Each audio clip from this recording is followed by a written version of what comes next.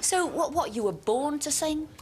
I guess, you know, when I was a kid, the first memory I have, you know, my first recollection I ever have of singing, I was about 5 years old, and there was a nursing home around the corner near a hospital, and around the corner from my house, and I used to go over on Sunday mornings, and I would sing to the nurses, and I would sing a song called "You Are My Sunshine," and they would give me a quarter, and I thought, well, that's pretty good, you know. And I had no clue how much a quarter was worth, but the fact that they were giving me money, I think, was really important to me. And my mom and my dad, his family was very musical. I mean, he played fiddle himself, and all of his brothers and sisters played instruments.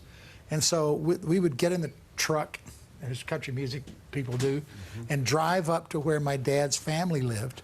And they would all get out on the porch, you know, like the movie Deliverance, and play guitars and banjos and sing. And it was really a great time, because this was a very dysfunctional family, my father's family. And it was the one thing that seemed to bring them together was music. And I think that was another positive reinforcement for me. How important is family to you now? I mean, it's crucial. You know, I came from a family of 4 brothers and 3 sisters. I mean, that's a pretty big family under any conditions.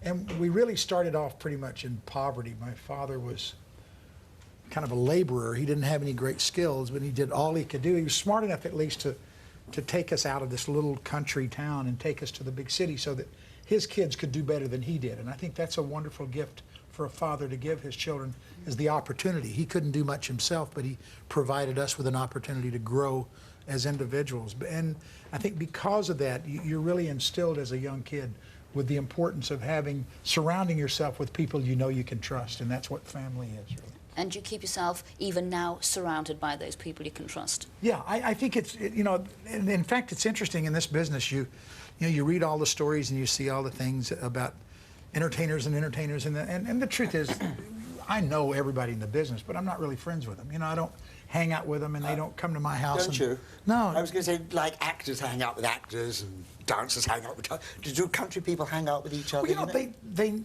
I know everybody, and we see them at each other at award shows, but quite honestly, we all have our lives. You know, I go and I'm in Detroit, and someone else is in Chicago, and you just don't really get a chance to see each other that often.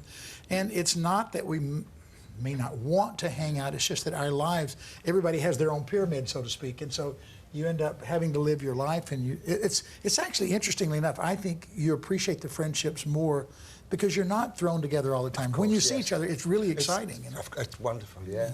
But we know that Dolly Parton's a good mate of yours. In fact, sometimes people thought there might have been a love connection between the two of you. Where'd you hear that? Oh, loads of papers. You know, you read this tablets. You're one of the people that believes that stuff. She believes that stuff. Now, you know, Dolly and I have been, you know, I haven't seen her in 4.5 years. I mean, it's the same thing. But when I see her, it'll be like we saw each other yesterday, you know.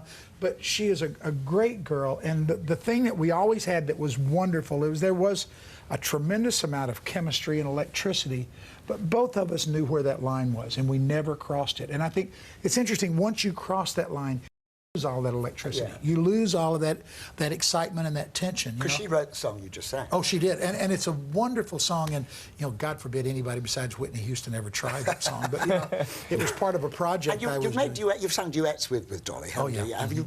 And with Sheena Easton, you did. Sheena Easton and Kim Carnes. Yeah. And a bunch. Do you like duets? Do you like doing duets? I like them because I think I sing better in duets. I think. Really? Well, you know, it's like if someone tells you to get out and they have a little stopwatch and they say, run 100 yards and run as fast as you can, you'll run as fast as you think you can run. But you put someone alongside you who runs a little faster, and you will inevitably run faster. It's the same thing with music. If you give me a song and say, sing this as best you can, I'll sing it as best I think I can. But the minute someone else starts singing, it's like, oh, wait a minute, I can do this now. You know, so you do play off of each other. Is there one person you'd like to record with? Is this like to do a duet with?